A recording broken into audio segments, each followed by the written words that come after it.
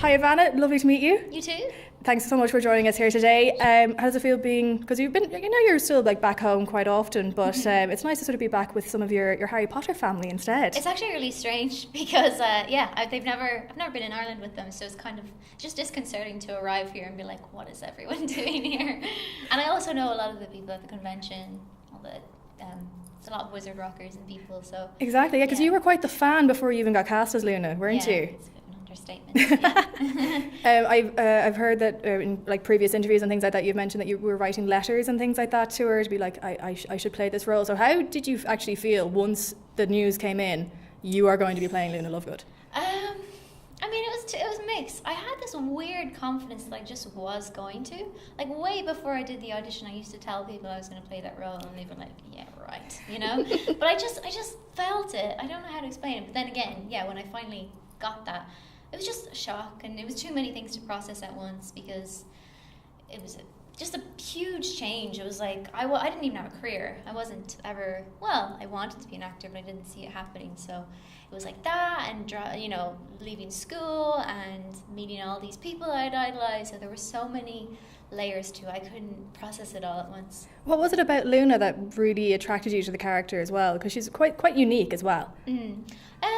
I just loved how she was so herself, but and not ashamed of it, proud of it. Because I think so many people, and I certainly had this feeling as a teenager that I wasn't good enough, or didn't fit in. I didn't really have one particular place, and what I just loved about her was she didn't fit in, and that was her place, and she was completely comfortable with being constantly out of place. Yeah, I just really admired that quality in her, and I guess I just wanted to embody that more and have that, and she inspired me to be that way. And is it true that you put like a bit of yourself into like her character as well, like for filming? Like I've heard that you had an input into like her costumes and things like that with the earrings. Did you make the earrings? Yeah, I did, and they were really like open to that. They really wanted me to give that kind of contribution, because I came to the first audition I had wearing, like, I'd made radishes before. I'd actually been her the previous Halloween.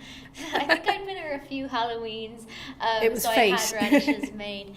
And then my screen test, I wore these pigs with wings because I was like, I don't know, they kind of symbolize impossible things happening, and Luna believes in all that stuff, that you don't need to have evidence for anything. And like, I think they just had seen that, how much I like crafting, and they just put me to work. And because they wanted her costumes to look a bit like handmade and hastily put together by a teenager. So they asked me to do that, and they asked me to design the lion hat. So I did the designs. I didn't actually make the thing. They had a professional do that, but I drew the designs.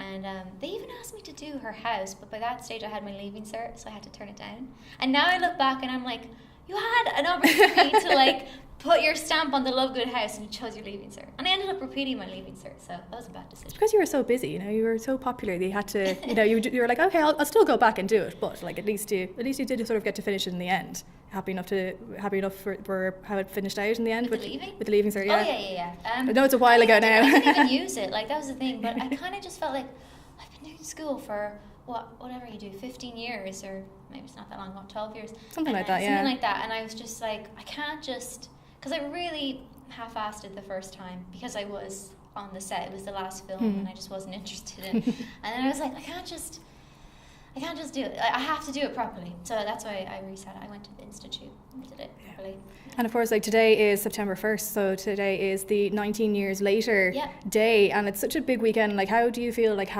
spending this weekend here in Ireland with all of your Harry Potter family, I suppose?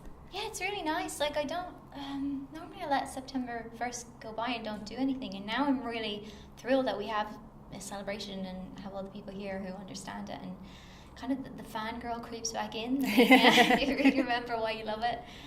It's really exciting. Well, I suppose you probably have quite a few diehard fans of your own now. Like, has there been any sort of funny interactions with fans or anything that stands out in particular?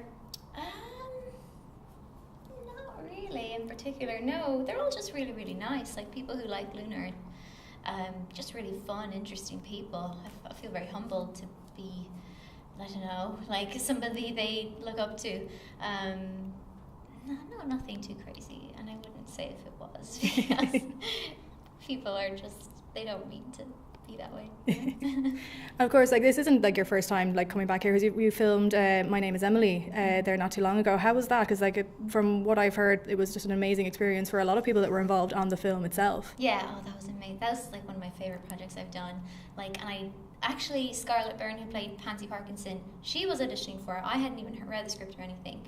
And she was like, no, this is totally for you, this is not for me. And she gave it to me and I just loved it. And it was just one of those scripts where I was like, I have to play this. And I was really cheeky. Because I couldn't get an audition, so I'd like email the producer or just send her a tape, and which is like really bold as an actor. But hey, it worked for Luna. Yeah, exactly. That's kind of my thing. I was like, I just harass people, bang down their doors so they let me audition. But yeah, that was amazing, and it really it opened my eyes to the industry we have here. Because I think when I left Ireland, when I started the movies, there wasn't as much of there wasn't so many TV series being produced and made here. And I really saw like all the excitement and the film industry being out there, and Ireland is just where you come home to chill with them. And then I realized it is a smaller industry, but it's very rich and very passionate, and the people who actually do it are really committed to it. So yeah, I want to get more work here, honestly. I'd love that. So I'm always telling my agent to try and find me some more work at home. Yeah, it's nice to have to not change your accent as well. Exactly. Well, listen, Evanna, it's been lovely to meet you, and thank you so much, and we wish you all the best with everything. Thank you very much.